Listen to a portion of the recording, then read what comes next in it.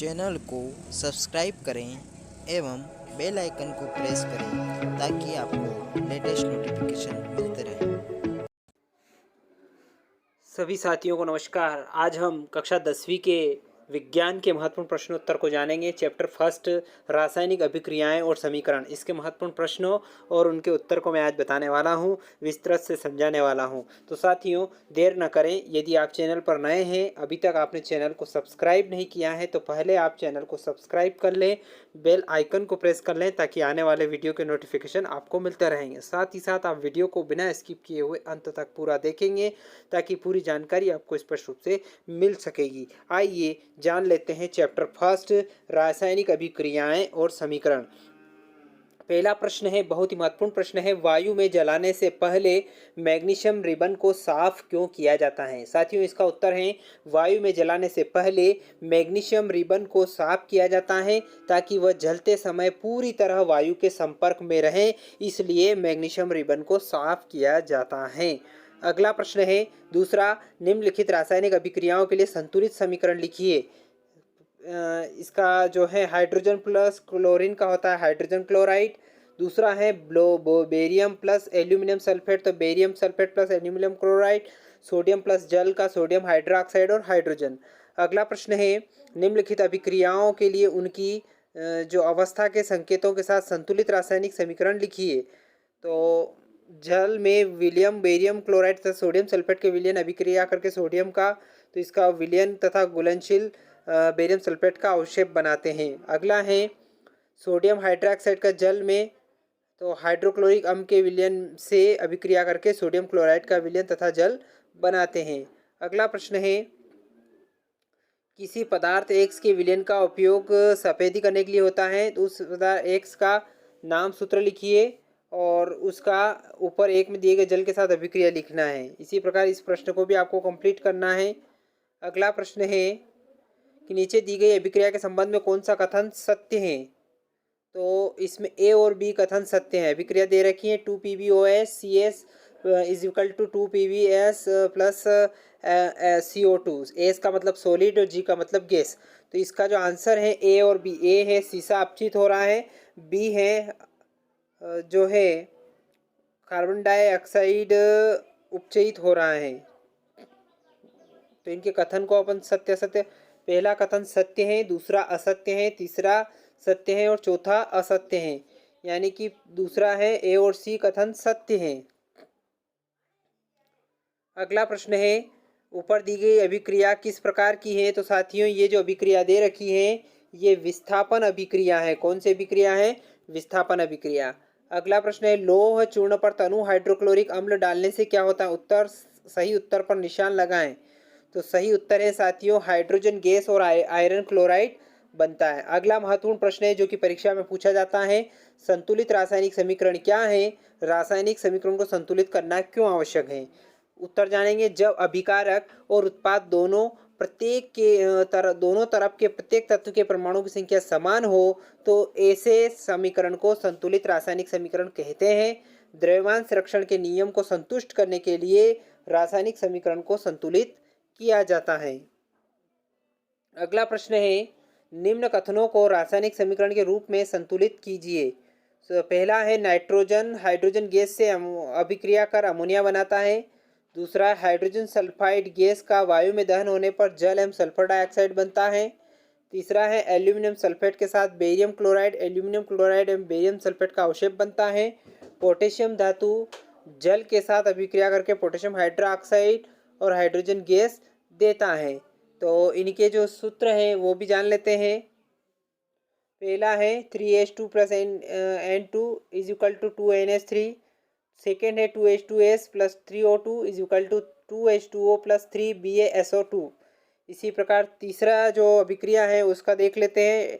इसका 3BaCl2 plus Al2SO4 है twice thrice is equal to 2LCl3 plus 3BaSO2 2K plus 2H2O is equal to 2KOH plus H2। इस प्रकार निम्न रासायनिक संतुलित करना है। यहाँ पर भी आप संतुलित रासायनिक समीकरण देख सकते हैं, प्रत्येक को संतुलित कर रखा है। इसी प्रकार आपको निम्न अभिक्रियाओं के लिए संतुलित रासायनिक समीकरण लिखिए। इसी प्रकार आप इनको भी देख सकते हैं और इनके स्क्रीनशॉट आप ले सकते हैं। प्रत्येक का यहाँ पर दे रखा है। इसी प्रकार अगला है, इनको भी आपको संतुलित रासायनिक समीकरण प्रत्येक अभिक्रिया का प्रकार भी बताना है, तो यहाँ भी आप स्क्रीनशॉट ले सकते हैं और इसको कंप्लीट कर सकते हैं। अगला प्रश्न है, ऊष्माक्षेपी और ऊष्माशोषी अभिक्रिया का क्या अर्थ है, उदाहरण दीजिए। ये बहुत ही महत्वपूर्ण प्रश्न है। वे अभिक्रिया जिसमें उत्पादों के बनने पर ऊष्मा मुक्त होती हैं तो उनको ऊष्माक्षेपी अभिक्रिया कहलाती हैं। जैसे C+O2 यानी कि कार्बन प्लस ऑक्सीजन दोनों मिलता है तो CO2 प्लस ऊष्मा मुक्त हो रही है। इसी प्रकार अगली अभिक्रिया एक और है C6H12O6 प्लस CO2। इस प्रकार से इज इक्वल टू यहाँ पर अलग अलग हो जाएंगे और यहाँ पर ऊष्मा मुक्त होती है। दूसरा है, वे अभिक्रियाएं जिसमें उत्पादों के बनाने पर ऊर्जा अवशोषित होती है उसको ऊष्माशोषी कहा जाता है। ऊर्जा अवशोषित होना मतलब ऊष्माशोषी अभिक्रिया। इसका एग्जाम्पल भी दे रखा है, FeSO4 is equal to FeO2O3 plus SO2 plus SO3। यहाँ पर ऊष्मा क्या हो रही है, अवशोषित हो रही है। अगला महत्वपूर्ण प्रश्न है, श्वसन को ऊष्माक्षेपी अभिक्रिया क्यों कहते हैं, वर्णन कीजिए। पाचन क्रिया के समय भोजन हमारे शरीर में उपस्थित ऑक्सीजन के साथ मिलकर ऊर्जा मुक्त करता है। हमारे शरीर की कोशिकाओं को ऊर्जा मिलती है, अतः श्वसन एक ऊष्माक्षेपी अभिक्रिया है। यहाँ पर इसकी एग्जाम्पल भी आप देख सकते हैं, C6H12O6 plus 6O is equal to 6CO2 plus 6H2O plus ऊर्जा यहाँ पर मुक्त हो रही है और ग्लूकोज यहाँ पर मुक्त हो रहा है। बात करते हैं अगला प्रश्न, वियोजन अभिक्रिया को संयोजन अभिक्रिया के विपरीत क्यों कहा जाता है। इन अभिक्रियाओं के लिए आप समीकरण लिखिए। जिस प्रकार संयोजन अभिक्रिया में दो या दो से अधिक अभिकारक परस्पर क्रिया करके उत्पाद बनाते हैं, ठीक उसी के विपरीत वियोजन अभिक्रिया में कोई यौगिक दो या दो से अधिक यौगिकों में विघटित हो जाता है। जैसे 2H2 प्लस O2 2H2O, वियोजन में 2H2O is equal 2H2 plus O2। अगला प्रश्न, महत्वपूर्ण प्रश्न की बात करें, CaO का सामान्य नाम, तो इसका सामान्य नाम चूना पत्थर होता है। सोडियम हाइड्रोजन कार्बोनेट एंटासिड का एक मुख्य घटक संगठक क्यों होता है। इसका उत्तर जानेंगे, क्योंकि सोडियम हाइड्रोजन कार्बोनेट एक क्षारीय पदार्थ है और यह एसिड को उदासीन कर देता है। अगला प्रश्न है, रासायनिक अभिक्रिया में अभिकारक और उत्पादों को किन किन भौतिक अवस्थाओं में दर्शाया जाता है, तो ठोस, द्रव्य, गैस और जलीय विलयन के रूप में दर्शाया जाता है। अगला प्रश्न है, क्या होता है मैग्नीशियम रिबन को वायु की उपस्थिति में जलाया जाता है, तो यहाँ यह सफेद रंग का मैग्नीशियम ऑक्साइड बनाता है। अगला प्रश्न महत्वपूर्ण प्रश्न है कि श्वसन को ऊष्माक्षेपी अभिक्रिया क्यों कहते हैं, इसका कारण देना है। श्वसन क्रिया जो हमारी कोशिकाओं में निरंतर होती रहती है, ये एक प्रकार की ऊष्माक्षेपी अभिक्रिया है। भोजन से प्राप्त कार्बोहाइड्रेट के टूटने के बाद ग्लूकोज में बदल जाता है, जो श्वसन अभिक्रिया में ऑक्सीजन के साथ मिलकर हमें ऊर्जा प्रदान करता है। चूँकि ऊष्माक्षेपी अभिक्रिया में ऊर्जा भी निकलती है, इसलिए श्वसन को ऊष्माक्षेपी अभिक्रिया कहा जाता है। अगला प्रश्न है साथियों, उस अभिक्रिया का नाम बताना है जो दो या दो से अधिक अभिकारक मिलकर एकल उत्पाद बनाते हैं। इस अभिक्रिया का एक संतुलित समीकरण, तो उसको संयोजन अभिक्रिया कहते हैं और इसका उदाहरण है C+O2, यानी कि कार्बन के साथ ऑक्सीजन मिलता है तो CO2 बनता है, कार्बन डाइऑक्साइड बनता है। इसी प्रकार वसा युक्त अथवा तेली खाद्य पदार्थ को लंबे समय तक रखने के लिए पैकिंग थैली में कौन सी गैस का उपयोग किया जाता है और क्यों किया जाता है। थैली से ऑक्सीजन को हटाकर नाइट्रोजन युक्त किया जाता है, इससे उपचयन की संभावना खत्म हो जाती है और थैली में रखे पदार्थ विकृत गंधित नहीं होते, यानी कि वो गंध देने वाले पदार्थ नहीं होते हैं, दूषित गंध। वसा युक्त अथवा तेली खाद्य सामग्री के उपचयन में कौन सा गुण आ जाते हैं, ये विकृत गंधित हो जाते हैं। अगला प्रश्न है, वसा युक्त अथवा तेली खाद्य सामग्रियों के उपचयन की गति धीमी करने के लिए दो महत्वपूर्ण उपाय लिखिए। पहला है, वायुरोधी बर्तन में रखने के लिए उपचयन की गति हो जाती है। दूसरा है, थैली से ऑक्सीजन हटाकर नाइट्रोजन युक्त करने से उपचयन की संभावना खत्म हो जाती है। अगला प्रश्न है साथियों, यहाँ पर उस अभिक्रिया का नाम बताइए जिनमें अभिकारकों के बीच आयनों का आदान प्रदान होता है, तो उसको द्विविस्थापन अभिक्रिया कहा जाता है। रासायनिक अभिक्रिया किसे कहते हैं, तो ऐसी प्रक्रियाएं जिसमें नए गुणों वाले पदार्थों का निर्माण होता है रासायनिक अभिक्रिया कहलाती हैं। जैसे दूध से दही का बनना, लोहे पर जंग लगना, ये सभी प्रक्रियाएं रासायनिक अभिक्रिया के अंतर्गत आती हैं। अगला प्रश्न है रासायनिक समीकरण किसे कहते हैं? जब किसी रासायनिक अभिक्रिया को संकेतों अथवा सूत्रों के माध्यम से व्यक्त किया जाता है तो इसे रासायनिक समीकरण कहते हैं। जैसे 2H+O is equal to H2O, यानी कि पानी बनता है। अगला प्रश्न है महत्वपूर्ण प्रश्नों में रासायनिक समीकरण के कितने भाग होते हैं? तो साथियों यहाँ पर मैं क्लियर कर देता हूँ कि रासायनिक समीकरण के 2 भाग होते हैं। पहला भाग अभिकारक, रासायनिक अभिक्रिया में भाग लेने वाले पदार्थ। दूसरा है उत्पाद, अभिक्रिया से उत्पन्न पदार्थ उत्पाद कहलाते हैं। जैसे C+O2 CO2, अभिकारक इज इक्वल टू उत्पाद। असंतुलित रासायनिक समीकरण किसे कहते हैं? तीर के बाईं ओर तथा दाईं ओर के तत्वों के परमाणु की संख्या समान नहीं हो, ऐसे समीकरण को असंतुलित रासायनिक समीकरण कहते हैं। 2Mg+O2 is equal to MgO। अभिकारक उत्पाद, यहाँ पर अभिकारक 2 हैं मैग्नीशियम के, लेकिन उत्पाद 1 बता रहा है। ऑक्सीजन के 2 हैं तो उत्पाद 1 बता, तो ये यहाँ पर असंतुलित रासायनिक समीकरण है। अगला प्रश्न है यौगिक किसे कहते हैं? यौगिक का उत्तर है 2 या 2 से अधिक परमाणुओं के मेल से बने पदार्थ को यौगिक कहते हैं एवं ये हमेशा निश्चित अनुपात में होते हैं। जैसे H2O, H2SO4, CuSO4 and AlO3 इत्यादि। इसी प्रकार अगला प्रश्न है ऊष्मा के आधार पर रासायनिक अभिक्रिया कितने प्रकार की होती है?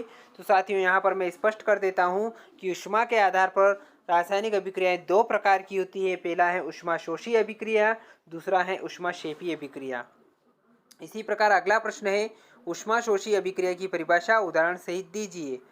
जिस अभिक्रिया में ऊष्मा का अवशोषण होता है ऊष्माक्षेपी अभिक्रिया कहते हैं। N+O2 यानी कि NO2, इस अभिक्रिया में ऊष्मा का अवशोषण हो रहा है। बात करते हैं अगले प्रश्न की। तो ऊष्माक्षेपी अभिक्रिया की परिभाषा उदाहरण से जिस अभिक्रिया में ऊष्मा निकलती है उसे ऊष्माक्षेपी अभिक्रिया, जैसे C+O2 CO2। संयोजन अभिक्रिया किसे कहते हैं? वे अभिक्रिया है जिसमें 2 या 2 से अधिक पदार्थ मिलकर एक नया पदार्थ बनते हैं, उसे संयोजन अभिक्रिया कहते हैं। जैसे 2Mg+O2 2MgO।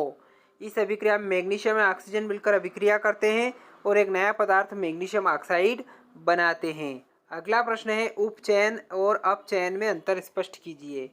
उपचयन और अपचयन एक दूसरे के पूरक अभिक्रियाएं हैं। जैसे उपचयन में ऑक्सीजन की वृद्धि होती है तो अपचयन में ऑक्सीजन का ह्रास होता है, ऑक्सीजन कम होता है। एक भूरे रंग का चमकदार तत्व X को वायु की उपस्थिति में गर्म करने पर वो काले रंग का हो जाता है। इस तत्व X एवं उस काले रंग के यौगिक का नाम बताइए और इस अभिक्रिया का समग्र समीकरण भी आपको लिखना है। तो यहाँ पर उत्तर बता, उस तत्व का जो नाम है कापर है और काला रंग का यौगिक कापर ऑक्साइड है।